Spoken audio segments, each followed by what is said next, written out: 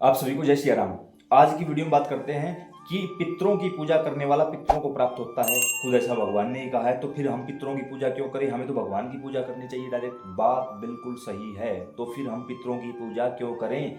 देखिए, सबसे पहले बात बिल्कुल सही है, लेकिन अधूरी जानकारी है। जिस प्रकार भगवान ने कहा गीता के ज्ञान में कि अर्जुन जो जिसकी पूजा करता है वो उसी को प्राप्त हो जाता है, ये बिल्कुल सटीक बात है। लेकिन वहीं गीता के ज्ञान में भगवान ने एक बात और भी बोल रखी है कि अर्जुन पितरों में मैं आर्यमा स्वामी हूं। ध्यान से समझने लायक बात है। यहां पर पहली बात तो किसी ने आपको पितरों की पूजा करने की कही ही नहीं है। ये आप लोगों के दिमाग का विचार है, मनगढ़ंत कहानियां आप अपने आप से बना रहे हो। दूसरी चीज, कोई भी एक चीज, जैसे कि गोस्वामी तुलसीदास जी ने कहा जब वो वृंदावन गए कि प्रभु हम तो आपका वही धनुष बाण वाला रूप देखना चाहते हैं, और ठाकुर जी ने रूप दिखाया। इसका मतलब क्या उनको घमंड था कि मैं सिर्फ वही देखूंगा? नहीं, उनका मत था कि प्रभु मैं दूसरी जगह आपको देखना चाहता ही नहीं हूं। ये उनका प्रेम था, और प्रेम के वशीभूत होकर श्री कृष्ण भगवान श्री राम के स्वरूप में प्रकट भी हुए, क्योंकि उस प्रेम ने, उस भक्ति ने उनको प्रकट कर लिया। यहां पर जब आजकल देखा होगा आप लोगों ने, कुछ कथा कथित गुरु बने हुए फिरते हैं जो अपने आप को जगत गुरु होने का कुछ अभिमान पाले हुए बैठे हैं, और वो कह रहे हैं कि मेरी पूजा करो, बाकी सबको छोड़ दो। ये गलत है। क्या आपके पितरों ने कभी कहा आपसे आके कि हमारी पूजा करो, बाकी सब कुछ छोड़ दो? क्या किसी चौकी दरबार वाले ने कहा कि सिर्फ पितरों को मानो, बाकी सबको छोड़ दो? ऐसा बिल्कुल भी नहीं है। उसके साथ साथ बचपन से आपने पढ़ाई की है, पहली से 10वीं कक्षा तक अलग टीचर थे, 10वीं से 12वीं तक अलग, फिर आगे जब गए आप स्कूल, कॉलेज, यूनिवर्सिटी इत्यादि अलग अलग गए तो आपके टीचर बदले हैं। तो क्या पहले वाले जो टीचर थे उनको आप अध्यापक का दर्जा नहीं दोगे? उनको आप गुरु का दर्जा नहीं दोगे? क्या उनको भूल जाओगे? बिल्कुल भी नहीं। यहाँ पर याद रहे, आपको और हमको थोड़ा सा बहकाने की कोशिश की जा रही है, इसके अलावा और कुछ भी नहीं है। तो बहकावे में नहीं आना है। गलती वहां होगी जब आप केवल अपने पितरों को मानोगे। देवी देवताओं को, कुल देवी, कुल देवता, गुरु, इष्ट और पितृ 5 शक्तियां होती हैं। जब पितरों को मान के बाकी 4 शक्तियों को छोड़ दोगे तो परेशानी हो जाएगी।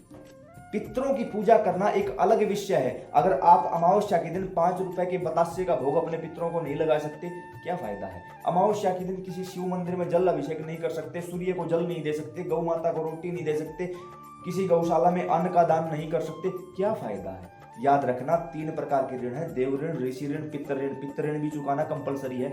भगवान श्री राम ने भी सेवा की, श्री कृष्ण ने भी सेवा की, उन्होंने तो कहीं नहीं कही इस बात को। क्या आप उनसे बड़े हो चुके हो? उन्होंने तो कहीं भी डिबेट नहीं बैठाई कि पितरों की पूजा नहीं करनी चाहिए। यहाँ पर बात आधी सच्ची है, आधी झूठी है। आपको और हमको समझना होगा। जब हम देवी देवताओं को छोड़कर, सब कुछ छोड़कर केवल पितरों के पीछे भाग रहे हैं, तो अगला जो जन्म होगा वो हमारा पितृ योनि के अंतर्गत ही होगा।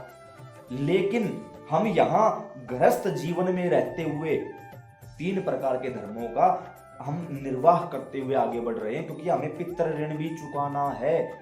तो इसलिए पूजा करने की नहीं बोल रखी। आप अमावस्या के दिन पिंडदान तर्पण करवाओ, आप जो अधोगति में प्राप्त हैं उनकी नारायण बलि करवाओ, आप अमावस्या के दिन किसी भूखे को भोजन करवाओ, गौशाला में दान दो, धन का नहीं अन्न का दान दो, अपने खुद हाथों से सेवा करो। वो चीज यहाँ पर कामयाब होगी। किसी ने नहीं बोल रखा है कि आप सब कुछ छोड़ के पितरों की पूजा करो। इसलिए गलत बहकावे में हमें गलती से भी नहीं आना है। ध्यान रहे इस बात का। आप जो पहले से सेवा करते आ रहे हो, सेवा करते आओ, क्योंकि आपका जो अगला जन्म होगा वो आपके इष्ट के अंतर्गत होगा। इष्ट का मतलब होता प्यारा। मुझे किससे प्रेम है ये बाहर का व्यक्ति नहीं बता सकता। यहाँ पर इस समय हजारों यूट्यूब पर ऐसी वीडियो है, मेरे पास हजारों कमेंट और मैसेज आए हुए हैं व्हाट्सएप पे कि भाई हमारा इष्ट बताओ कौन है। इष्ट का मतलब होता प्यारा। आपको किससे प्रेम है ये बाहर का व्यक्ति कैसे बता सकता है? आप बताओ मुझे खुद। ईमानदारी से, वेल एजुकेटेड हो, पढ़े लिखे हो, फिर इन चीजों की तरफ क्यों भाग रहे हो आप लोग? नहीं, आपके अंदर जो बैठा है उसके अनुसार आपका जन्म होगा। अगर आपने अपने अंदर किसी भूत प्रेत को बैठा रखा तो भूत प्रेत बनोगे, पितरों को बैठा रखा पितर बनोगे। आपके अंदर अगर भगवान श्री कृष्ण बैठे हैं तो फिर किसी की हिम्मत नहीं है कि आपका अगला जन्म करवा दे, फिर किसी की औकात नहीं है कि आपको वैकुंठ धाम से कहीं और भेज दे। सवाल ही पैदा नहीं होता। रही बात ये, इन चीजों को बढ़ा करके थोड़ा सा और भी बता देता हूँ। अगर आप केवल पितरों की पूजा करते हो, केवल इन्हीं के पीछे चल रहे हो, तो भी भगवान ने कहा है अर्जुन मैं आर्यमा स्वामी हूँ पितरों में। और सर्च करके देख लेना, गूगल करके देख लेना, पितरलोक के जो मालिक हैं वो आर्यमा स्वामी हैं, कोई और नहीं, खुद नारायण भगवान, तो भी उनको ही प्राप्त होगे। इसलिए यहाँ वहाँ की बातें करना बंद करो, फेसबुक व्हाट्सएप की यूनिवर्सिटी से बाहर आओ, अपने घर के पूर्वजों का अच्छी प्रकार से पिंडदान तर्पण हवन श्राद्ध नारायण बलि इत्यादि करवा के उनको मुक्त करवा दो, पूजा करने की जरूरत ही नहीं पड़ेगी। आप सिर्फ अपने इष्ट की, अपने आराध्य की जो घर में पूजा करते हो उसी की पूजा करो, वही पूजा आपको आपके पितरों तक पहुंचा देगी, आपके पितरों को आप तक पहुंचा देगी, और इस जीवन को का अंत होने से पहले ही आपकी पूजा आपको आपके इष्ट तक पहुंचा देगी। फिर दोबारा जन्मना मरना नहीं होगा, क्योंकि संतों ने बार बार कहा है, कबीरा जीते भेटिए मोय मिले ना राम, मरने के बाद तो जन्म होगा ही होगा, जीते जी भगवान की प्राप्ति होगी, याद रख लेना इस बात को। इसलिए इन उलझुल बातों में ना पड़े।